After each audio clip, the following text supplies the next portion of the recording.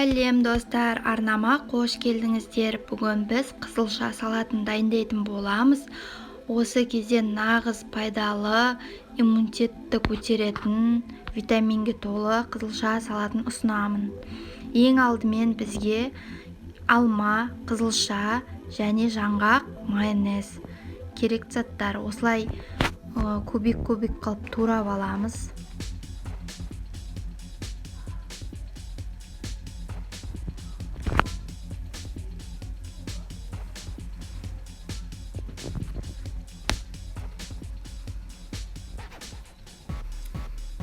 Мінекей, енді осылай турап қойған алмамызды салып, және қызылшамызды саламыз.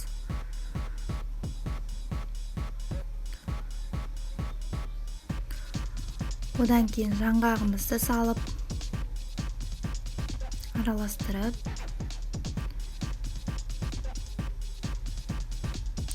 және де кішкентай ғана тұзымызды салып, және майонезімізді салып, бір келкі етіп араластырып аламыз.